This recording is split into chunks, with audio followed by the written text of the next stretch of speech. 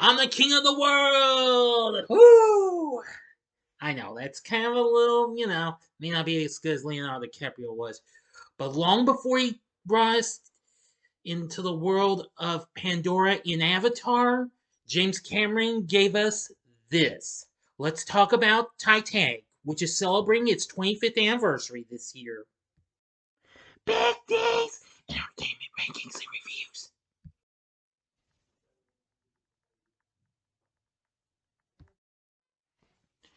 So, greetings, my fellow YouTubers, and welcome to Big D's Entertainment Rankings and Reviews. My name is Doyle, better known to as the Big D, and this time around I bring to you a review of the 1997 epic romance and disaster flick Titanic, released by Paramount here in the US, along with Fox, which give that film to theaters overseas. Directed, written, produced, and co-edited by James Cameron. Incorporating both historical and fictionalized aspects, it is based on the account of the sinking of the RMS Titanic, starring Leonardo DiCaprio and Kate Winslet as members of different social classes who fall in love aboard the ship during its ill-fated maiden voyage. It also includes Billy Zane, Kathy Bates, Francis Fisher, Gloria Stewart, Bernard Hill, Jonathan Hyde, Victor Garber, Bill Paxton, David Warner, and a host of others. Now, the film was released here in the US on this day, December 19th, 1997. Henceforth, today is the film's 25th anniversary. Well, long before Avatar even came out, or even before Avengers Endgame, this film was an unexpected monster hit. Yes. Winning numerous awards and going on to become make a billion worldwide, but it's done even more after re-releases and what have you. And, well, ever since its re-released, its previous re-release 5 years ago, it was selected for preservation in the U.S. National Film Registry for being culturally and historically or aesthetically significant. Okay, that about covers it. I'm getting too ahead of myself. Let's get into the story. In 1996, aboard a research vessel, which I can't really pronounce, Brock Lovett and his team searched the wreck of the RMS Titanic. They recover a safe they hope contains a necklace with a large diamond known as the Heart of the Ocean. Instead, they only find a drawing of a young nude woman wearing the necklace. The sketch is dated April 14th, 1912, the same day the Titanic struck the iceberg that caused it to sink. Rose Dawson Calvert, the woman in the drawing, is brought aboard the research vessel and recounts her experiences aboard the ship. In 1912 Southampton, 70-year-old Rose DeWitt Becotter, that's what she was known as, along with her wealthy fiance Caledon Hockley, or Cal for short, and Rose's widowed mother Ruth board the Titanic. Ruth emphasizes that Rose's marriage to Cal will resolve the family's financial problems and maintain their upper class status. Meanwhile, Jack Dawson, a poor young artist, wins a third-class Titanic ticket in a poker game. After setting sail, Rose, distraught over her loveless engagement, climbs over the stern railing, intending to jump overboard. Jack appears and coaxes her back onto the deck. The two develop a tentative friendship, but when Cal and Ruth strongly object, Rose acquiesces. Oh, I'm sorry if I mispronounced that word. And discourages Jack's attention. She soon realizes she has feelings for Jack. Boy, oh boy. Yep. So, anyway, and well, Rose actually gets to, really, I don't know how to say it, but she's really impressed with some of Jack's work and sketches and what have you.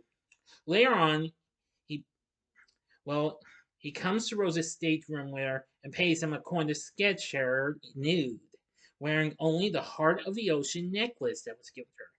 They later evade Cal's servant, Lovejoy, and have a little sex in a Renault town car inside the cargo hold.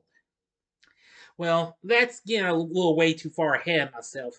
But anyway, once Jack split Rose, I will tell you that the fun really begins. I especially like it when takes her to well to a real dance and what have you, really something. And and I gotta tell you, it gets more fun when they escape from Lovejoy. Yep. Now then, where was I? Oh, yes. On the forward deck, they witness the ship's collision with an iceberg and overhear its officers and builder discussing the serious situation.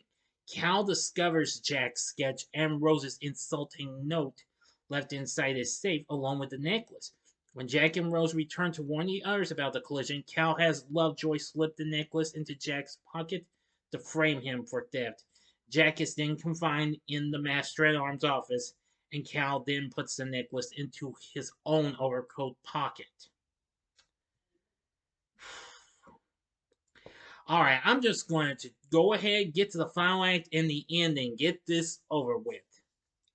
So, as always, you know the procedure with the ending spoilers or final act if I do them both together. You have 5 seconds to stop this video. Go to the description box below. Fast forward to the time below. If you've seen the movie already, which I'm pretty sure a lot of you have, please continue. As I go on to there, there we go. You've been warned. Okay. Yeah. Oh, sorry, I got mixed up. With the ship sinking, Rose flees Cal and her mother, who has boarded a lifeboat. Rose finds and frees Jack, and they barely make it back to the boat deck. Cal and Jack urge Rose to board a lifeboat. Having arranged to save himself, Cal falsely claims he can get Jack safely off the ship. As her lifeboat is lowered, Rose, unable to abandon Jack, jumps back on board. Cal grabs Lovejoy's pistol and chases Rose and Jack into the flying first-class dining saloon. They get away and Cal realizes that he gave his coat and consequently the necklace to Rose. He later boards a lifeboat, posing as a lost child's father. Jack and Rose return to the boat deck. The lifeboats have departed, and the ship's stern is rising as the flooded bow sinks. As passengers fall to their deaths, Jack and Rose desperately cling to the stern rail. The upended ship breaks in half, and the bow section dives downward. The remaining stern slams back onto the ocean, then upends again before it too sinks. In the freezing water, Jack helps Rose onto a wooden panel buoyant enough for only one person and makes her promise to survive. Jack dies of hypothermia, and Rose is saved by a returning lifeboat, keeping her promise. The RMS Carpathia rescues the survivors. Rose avoids Cal by hiding among the steerage passengers and gives her name as Rose Dawson. Still wearing Cal's overcoat, she discovers the necklace tucked inside the pocket. In the present, Rose says she later heard that Cal committed suicide after losing his fortune in the Wall Street crash of 1929. Lovett abandons his research after hearing Rose's story. Alone on the stern of the research ship, Rose takes out the Heart of the Ocean, which has been in her possession all along, and drops it into the sea over the wreck site. While she is seemingly asleep in her bed, her photos on the dresser depict a life of freedom and adventure inspired by her early conversations with Jack. The young Rose reunites with Jack at Titanic's grand staircase, applauded by those who died on the ship. And we go into the ending where, of course, we hear some of the great music from this film. Definitely. End of story. So, what did I think of Titanic? Well, while I kind of wasn't much into the film at first because it was way too overrated and what have you, but after it got released on physical media, I have them the 2 video cassettes. Well, it was released. I will say it was good, but I have seen it with well both parts together aside from the video cassettes. Anyway, I will say it is a historical experience and is a great disaster film. Yeah, I never actually had taken to see an actual disaster movie. I mean, like films that came long before this, like the Poseidon Adventure, or even others like Earthquake or the Towering Inferno. Yeah, but those were different. This was factual in a way like Poseidon Adventure almost. Well, have factual feel to it, which I definitely need to review that. I will review that possibly next week for the rest of the days that I don't have any movies confirmed because I don't have any mentioned for the rest the of the year. So stay tuned and we'll see. But I gotta give the film credit for what it had to offer. The film started out just fine, and soon it became the highest grossing film of all time worldwide in the following year, surpassing Jurassic Park, and remained there for the next 12 years until Cameron's own Avatar surpassed it. But anyway, as of now, Titanic is the fifth highest grossing film of all time in North America, as after re releases of the film at times, the film has gone on to make over 2 billion worldwide, and went on to get nominated for 14 Academy Awards, winning 11 of them, including Best Picture and Director, tying with Ben-Hur. So anyway, it's gotten tons of good reviews. Rotten Tomatoes says it's a mostly unqualified triumph for James Cameron, who offers a dizzying blend of spectacular visuals and old-fashioned melodrama. Yes, even after he had recently done films like the first two Terminator films and True Lies, which that's another film of his I definitely got a review with. But anyway, I think Titanic was still pretty good. Its score from James Horner was really good too, but its soundtrack really made an unexpected dent on the music charts, where it stayed there for like, well, before for like 4 months in my views, being out and no one could even beat it. Not even Madonna's "Ray of Light" album, and then it was unseated in I think mid or late April 1998 when the Dave Matthews Band's "Before These Crowded Streets" surpassed it. Anyway, also it's the soundtrack is well known for its score from James Horner, which what can I say? It's amazing. And of course its theme, My Heart Will Go On from Celine Dion, which of course has become her most successful hit, but not her biggest hit though. Which maybe some of y'all know her biggest hit was actually Because You Loved Me, which she did a year before that in the underrated film Up Close and Personal. But nevertheless, Titanic is still a classic. I may not have seen this film for some time, but I do say it's still really good. And believe me, I would have gotten to like Kate Winslet. Believe me, I absolutely loved her. I did see some of her, well, pre-Titanic and post-Titanic films after this. You know. Anywho, the chemistry between her and Leonardo DiCaprio were absolutely amazing. Anyway, DiCaprio's performance as Jack was really good. After he recently played half of the duo of Romeo and Juliet the previous year. Kate Winslet plays Rose, and she's great. Billy Zane, who I only knew him from The Phantom a few years before this, plays Cal. Frances Fisher plays Rose's mother, Ruth. Gloria Stewart plays, well, the grown up Rose. Let's see. Bill Paxton plays Brock. Let's see.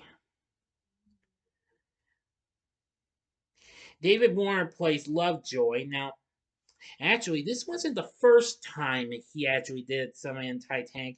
He actually appeared in this 1979 TV miniseries SOS Titanic. There's also some other characters. We have Kathy Bates as Margaret Molly Brown. She was good. Let's see. Victor Garber, who of course would go on to star on TV's Alias, played Thomas Andrews. Bernard Hill played Captain Edward John Smith. Jonathan Hyde played J. Bruce Ismay.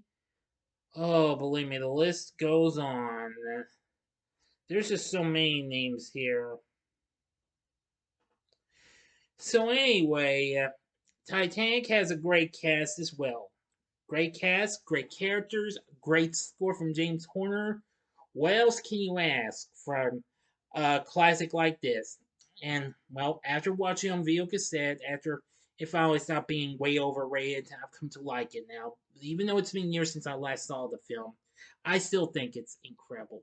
The story is absolutely incredible as well. I gotta give James Cameron credit for that. So overall, with everything said, would I recommend Titanic? The answer is hell yeah. Definitely. Titanic will be worth looking into. I think you'll really enjoy it, but I'm sure a ton of y'all have seen it. I know a lot of y'all have. Now, I'm just playing with y'all, but seriously, I'm almost 110% sure a lot of y'all have seen it. But anyway, what did you think of Titanic? Let me know in the comment section below. If you like this video, click the like button, subscribe, and be a part of the Big D Nation. Join me next time when I bring to you my review of Puss in Boots in order to promote the release of the new movie. Now, I was going to review it on Wednesday in a couple of days, but I've decided to push it up a day and do it before the new sequel comes out, okay? So stay tuned for that. So thanks for watching, and if you like this, you might want to check out my reviews for these other two of James Cameron's films. One I've already mentioned. In the upper left-hand corner is my review of Avatar. In the upper right-hand corner is my review of its just now released long-awaited sequel, Avatar: The Way of Water, which is spoiler-free, and Kate Winslet's in that, by the way. Or if you want some more Leonardo DiCaprio, go to the bottom left-hand corner and see my review of William Shakespeare's Romeo and Juliet. And the bottom right-hand corner is the button you can click to subscribe if you like rankings and reviews on movies, TV, music, video games, etc. Then I'm your guy. Thanks for watching. Until next time, I'm the Big D saying, see ya.